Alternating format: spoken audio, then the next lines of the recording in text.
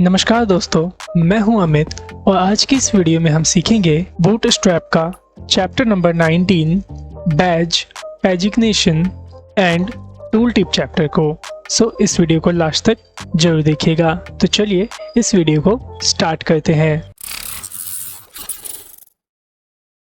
Students, सबसे पहले आप ये समझिए यहाँ पे कि बैजेस किसे कहते हैं। तो जैसे कि आप यहाँ पे हमारे फेसबुक पेज देख रहे होंगे और इस पेज के अंदर यहाँ पे देखिए ऊपर आपको न्यू नोटिफिकेशन के तौर पे ये इंडिकेट किया जा रहा है बैज के थ्रू। ठीक है, तो जो यहाँ पे इंडिकेटर्स देख रहे हैं जिसमें लिखा है 9+, तो इन्हीं को बैजेस कहा जाता है। ठीक है, तो अगर हमें ये बैज बनाना होगा अपने वेबसाइट में तो इसे हम कैसे बनाएंगे, चलिए इसको सीखते हैं। तो आप सबसे पहले क्या करिए, एक पुरानी वेबसाइट पे आ जाइए जो कि हमने यहाँ पे डेवलप करके रखी थी। याद होगा इस वेबसाइट को हमने पहले भी डेवलप किया था।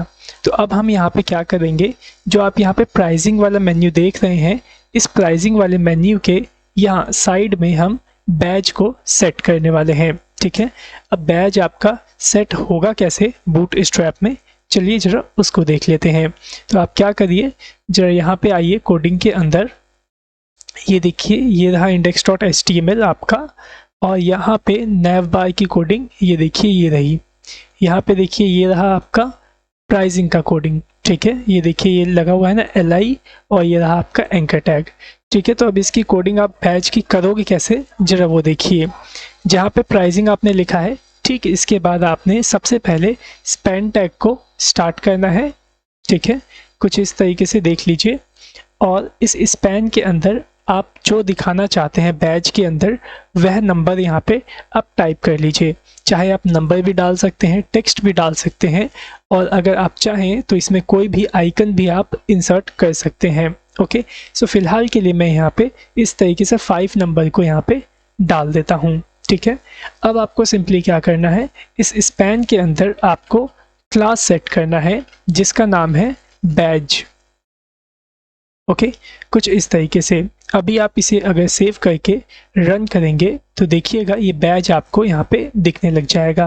तो देखिए यहाँ पे प्राइसिंग के आगे आपको ये 5 इस तरीके से बैज में दिख रहा है, लेकिन इसमें कोई भी बैकग्राउंड कलर नहीं है। आप चाहते हैं इसके जैसा ही बैकग्राउंड कलर रहे, रेड कलर का, तो आप क्या करेंगे जरा वो देखिए। सिंपली इसके अंदर जहाँ आपने बैज क्लास डाला है, इसके बाद आप यहाँ पे डालेंगे फिर से बैज हाइफन कलर का नाम। ठीक है, तो कलर का नाम मैं जैसे यहाँ डाल देता हूँ डेंजर। ठीक है, जिससे कि क्या होगा, इस बैज में आपका बैकग्राउंड कलर रेड आएगा। ओके, तो अभी देखिए मैंने इसे सेव किया और अब मैं इसे रन कर लेता हूँ।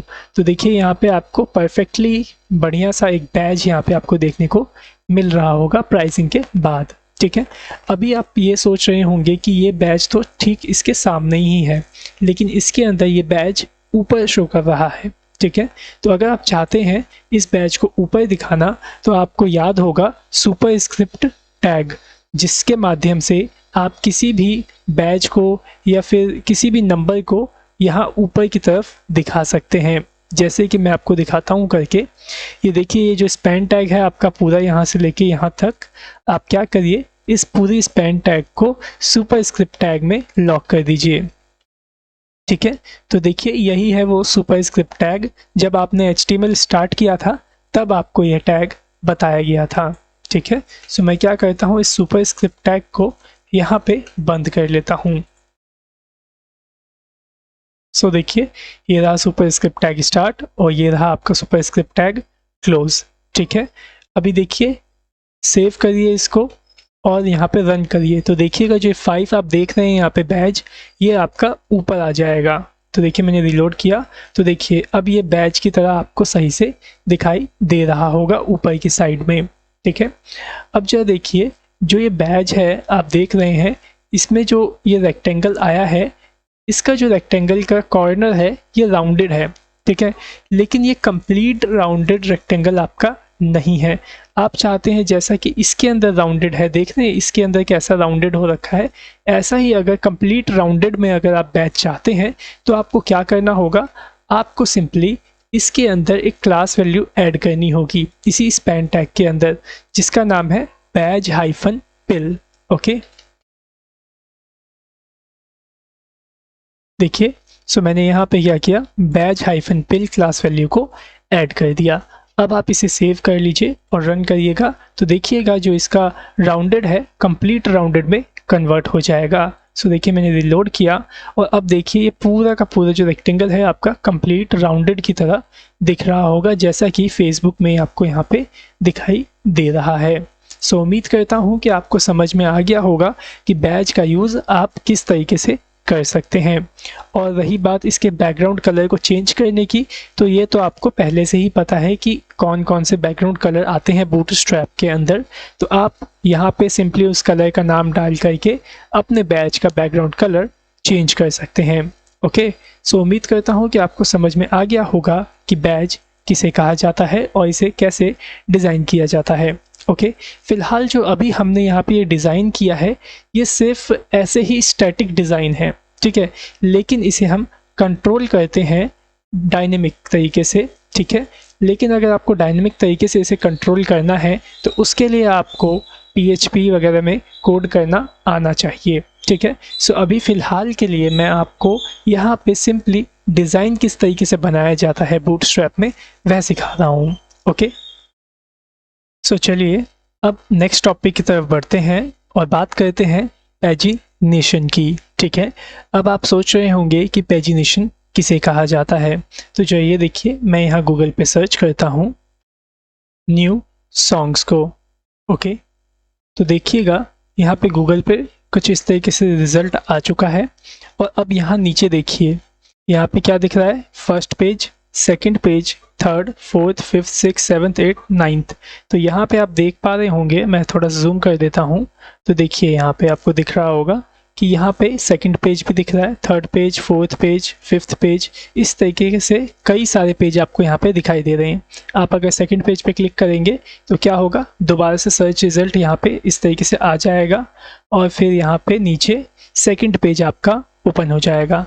फिर थर्ड पे क्लिक करेंगे तो इसके आगे का जो रिज़ल्ट होगा वह रिज़ल्ट आपको यहाँ पे दिखने वाला है, ठीक है।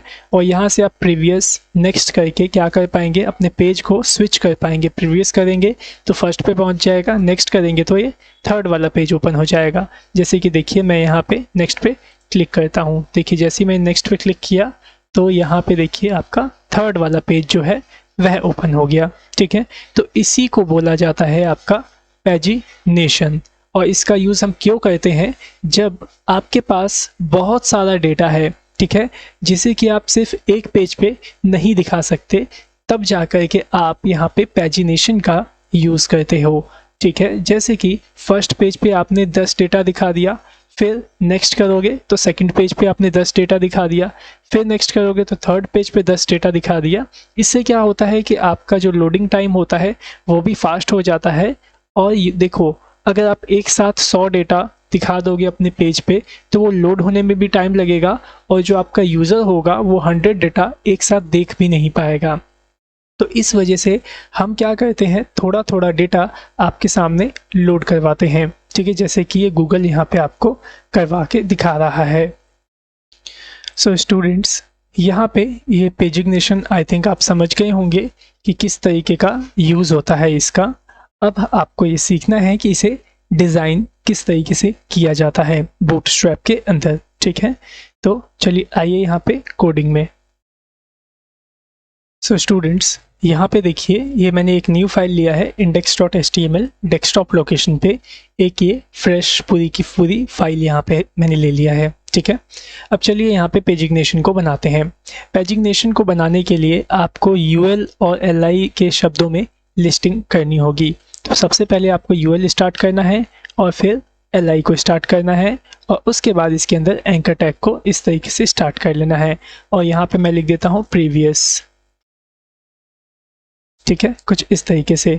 फिर आपको 1 2 3 4 जितने पेजेस देने हैं वो यहाँ पे आप इस तरीके से कॉपी पेस्ट कर लेंगे। और यहाँ पे प्रीवियस की जगह मैं 1 राइट कर देता हूँ और यहाँ पे भी मैं 2 और यहाँ पे 3 और यहाँ प्रीवियस की जगह मैं नेक्स्ट को इस तरीके से राइट कर देता हूँ, ठीक है। अभी आप इसे सेव करके सिंपली रन करेंगे तो कुछ इस तरीके से आपको ये दिखाई देगा। लेकिन हमें इस तरीके से नहीं, हमें इस तरीके का दिखाना है, ठीक है। तो ये कैसे होगा जरा उसको देखिए। सबसे पहले आपको क्या करना है, इस यूएल के अंदर एक क्लास आपको ऐड करना होगा जिसका नाम है पैजिनेशन, कुछ इस तरीके से, ठीक है। फिर उसके बाद जितने भी आप एल देख रहे हैं इसके अंदर भी आपको क्लास ऐड करना है जिसका नाम है पेज हाइफन आइटम, ओके। और साथ ही साथ जो ये आप एंकर टैग देख रहे हैं इसके अंदर भी आपको क्लास ऐड करना है जिसका नाम है पेज हाइफन लिंक, ठीक है। तो देखिए सभी एल के अंदर क्या क्लास ऐड करना है, पेज आइटम, और सभी एंकर टैग में क्लास ऐड करना है क्या, पेज लिंक। तो मैं क्या करता हूँ, इस क्लास को कॉपी कर लेता हूँ और इन सभी एल के अंदर इस तरह से पेस्ट कर देता हूँ, ओके। देखिए सभी एल में मैंने पेज आइटम को पेस्ट कर दिया। और हमें यहाँ पे क्या करना है, एंकर टैग के अंदर भी क्लास सेट करना है पेज लिंक। तो इसको भी मैं कॉपी करके सभी एंकर टैग के अंदर इस तरह से पेस्ट कर देता हूँ, ठीक है। सिर्फ इतना ही काम आपको करना है उस डिज़ाइन को बनाने के लिए। अब आप क्या करिए, सिंपली इसको कंट्रोल एस से सेव करिए और ब्राउज़र में आके इसको रीलोड करिए। तो यहाँ पे देखिए कुछ इस तरीके से आपको डिज़ाइन देखने को मिल जाएगा। ये देखिए ये रहा प्रीवियस का डिज़ाइन, ये रहा नेक्स्ट का, और बीच में जितने भी आपने नंबर्स डाले हैं वह नंबर्स के डिज़ाइन यहाँ पे आपको मिल जाएंगे, ठीक है।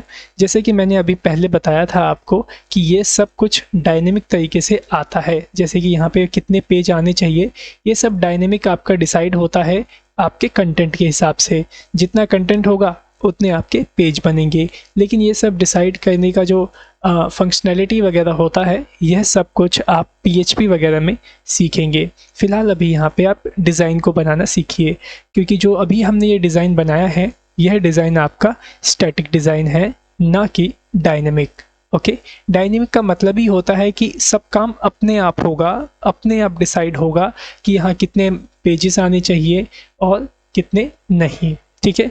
लेकिन यहाँ तो हमने 1 2 3 को यहाँ पे स्टैटिक खुद लिख करके डिफ़ाइन किया है, ठीक है। तो इसीलिए हम इसे स्टैटिक डिज़ाइन बोलेंगे, ओके।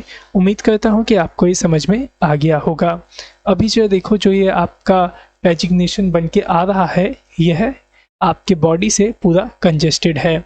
तो अगर आप बॉडी में यहाँ पे पैडिंग पास कर देंगे तो ये क्या होगा, थोड़ा सा फ्री होके आपको दिखाई देगा। जैसे मैं यहाँ पे पैडिंग पास कर देता हूँ 5 का बॉडी में और रीलोड करूँगा तो देखिए यहाँ पे मेरे को सेंटर में दिखाई देगा।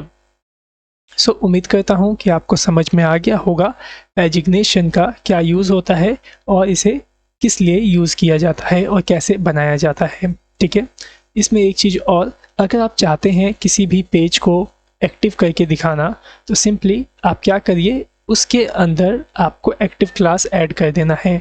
जैसे कि मैं चाहता हूँ जो नंबर 1 वाला है इसके अंदर एक्टिव हमें लगाना है, ठीक है। तो यहाँ देखिए जो LI देख रहे हैं ना, इस LI में आपको यहाँ पे एक्टिव क्लास लगाना है, ठीक है। तब जा कर के आपका ये नंबर 1 वाला जो पैजिग्नेशन है यह एक्टिव शो करेगा। तो देखिए मैं रीलोड करता हूँ तो देखिए यहाँ पे ये आपका नंबर 1 वाला जो पैजिग्नेशन है ये यहाँ पे आपको एक्टिव दिखाई दे रहा है, ओके। सो उम्मीद करता हूँ कि आपको ये समझ में आ गया होगा, ठीक है।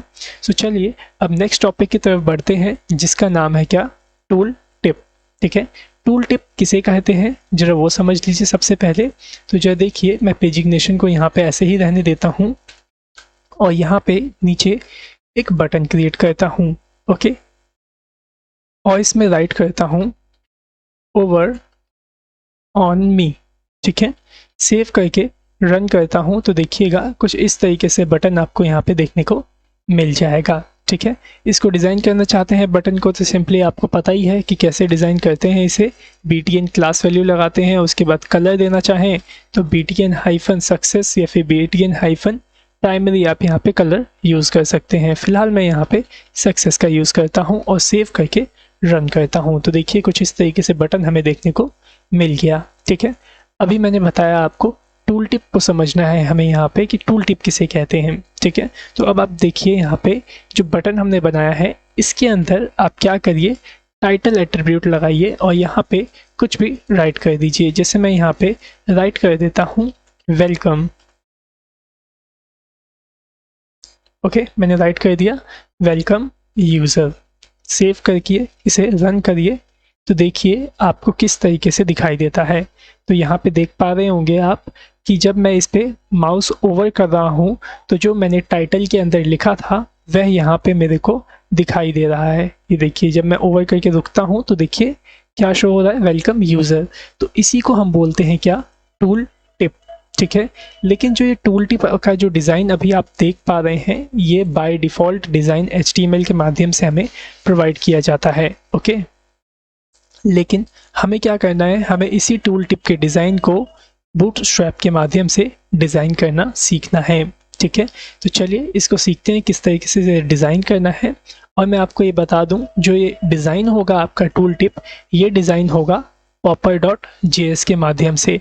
तो याद रहे कि जब आप इसे डिज़ाइन करें तो आपके पेज में popper.js का कोड लगा होना चाहिए। जैसे कि ये देखिए मेरे यहाँ पे लगा हुआ है, ये देख पा रहे हैं, ये popper.js वाला का CDN। ओके, सो चलिए अब हम इसको डिज़ाइन करते हैं। इसको डिज़ाइन करने के लिए सिंपली आपको सबसे पहले इसके अंदर एक आईडी सेट करनी होगी, किसी भी नाम से सेट कर सकते हैं। तो मैं यहाँ पे डेमो के नाम से ही एक आईडी को सेट कर लेता हूँ। और अब यहाँ पे आपको इसे डिज़ाइन करने के लिए स्क्रिप्ट के अंदर कोड करना होगा jQuery के माध्यम से। तो चलिए यहाँ पे मैं स्क्रिप्ट को स्टार्ट कर लेता हूँ बॉडी में, और यहाँ पे jQuery का जो पहला मेन कोड है उसको राइट करते हैं। याद होगा आपको jQuery सबसे पहले हम क्या करते थे, document.write। ओके, सो मैं यहाँ पे राइट कर लेता हूँ document.ready को इस तरह से, और फिर रेडी के अंदर कॉल बैक फंक्शन यहाँ पे मैं बनाऊंगा कि जब हमारा डॉक्यूमेंट रेडी हो जाए तो क्या होना चाहिए। ठीक है, अब मैं यहाँ पे सेलेक्ट कर लूँगा अपने इस बटन को। तो बटन को सेलेक्ट करने के लिए यहाँ पे मैं सेलेक्टर यूज़ कर लूँगा इस तरह से, और देखो आईडी वैल्यू है तो मैंने यहाँ पे हैश का सिंबल दे करके डेमो को इस तरीके से राइट किया, क्योंकि अगर आप इस तरीके से राइट नहीं करेंगे तो आपका ये डेमो सेलेक्ट नहीं हो पाएगा। ठीक है, अब हमें क्या करना है, इस बटन के अंदर आपको टूल टिप प्रॉपर्टी को सेट करना है, टूल टिप मेथड को सेट करना है। ठीक है, तो मैं यहाँ पे डॉट लगा के राइट करता हूँ टूल टिप, कुछ इस तरीके से। ठीक है, सिंपल बस आपको इतना ही करना है। सेव कर लीजिए इसको और रन करके देखिए कि कैसा डिज़ाइन आपको यहाँ देखने को मिला है। तो देखिए मैं इस पे माउस को लेके जाता हूँ तो देखिए यहाँ पे कैसा डिज़ाइन आपको मिल गया। ये देखिए जब मैं ओवर करता हूँ तो देखो बहुत ही बेहतरीन जो डिज़ाइन है वो आपको यहाँ पे देखने को मिला है। ठीक है, आप चाहते हैं कि इसकी जो डायरेक्शन है उसे चेंज करना, तो उसके लिए आपको टूल टिप के माध्यम में ही कुछ प्रॉपर्टीज़ मिलती है जिसे आपको यहाँ पे लगाना होता है। तो यहाँ पे टूल टिप के पैरेंथेसिस के अंदर आपको कर्ली ब्रैकेट इस तरीके से शुरू करना है और इसके अंदर आपको प्रॉपर्टी राइट करनी है। सो मैं यहाँ पे प्रॉपर्टी राइट कर लेता हूँ, प्लेसमेंट प्रॉपर्टी को। ठीक है, अब आप इसके अंदर इस तरह से डायरेक्शन को डिफाइन कर सकते हैं। जैसे कि मेरे को जो ये टूल टिप है वो राइट साइड में चाहिए तो मैं यहाँ पे राइट कर लूँगा राइट। ओके, अब आप इसे सेव कर लीजिए और इसे रन करिए तो देखिएगा जो आपका टूल टिप है वह राइट साइड में आएगा। ओके, सो उम्मीद करता हूँ कि आपको सही से समझ में आ गया होगा कि टूल टिप किसे कहते हैं और इसे कैसे डिज़ाइन किया जाता है, पेजिग्नेशन क्या होता है और आपने क्या सीखा, बैज क्या होता है। ठीक है, तो ये तीनों चीज़ों आप सीख लीजिए, इसको अच्छे से इसकी प्रैक्टिस कर लीजिए ताकि आगे चल के जब हम कोई प्रोजेक्ट बनाएं और वहाँ पे अगर हमें इसकी ज़रूरत पड़े तो हम इन सब चीज़ों का यूज़ कर पाएँ। ओके, सो फिलहाल देखो मैंने यहाँ पे प्लेसमेंट में राइट डाला है, अगर आप बॉटम देंगे तो बॉटम आएगा और अगर आप लेफ़्ट देंगे तो लेफ़्ट साइड में आएगा। देखिए रिलोड किया। सो स्टूडेंट्स यहाँ देखिए जब मैं ओवर कर रहा हूँ तो जो आपकी ये टूल टिप है वह राइट साइड में ही आ रही है, लेफ़्ट साइड में नहीं आ रही है। वो इस वजह से क्योंकि यहाँ पे इसको कोई स्पेस नहीं दिया गया है, जिसकी वजह से ये आपको राइट में ही शो कर रहा है। अगर मैं इस बटन को फ्लोट राइट से इस साइड कर दूं तो क्या होगा, जो ये टूल टिप है आपका लेफ़्ट साइड शो होने लग जाएगा। तो इसको फ्लोट राइट आपको करने के लिए क्या करना होगा, सिंपली आप इस बटन के अंदर ही क्लास में पास कर सकते हैं फ्लोट हाइफन राइट क्लास को। ठीक है, सेव करके रन करिए। तो अब देखिए ओवर करिए तो यहाँ पे देखिए लेफ्ट साइड में आपको टूल टिप देखने को मिल जाएगा। ओके, सो उम्मीद करता हूँ आपको सारे टॉपिक जो भी आज मैंने सिखाए हैं वैसा ही से समझ में आ गए होंगे। सो आज की वीडियो में सिर्फ इतना ही। So thanks for watching our video, have a nice day.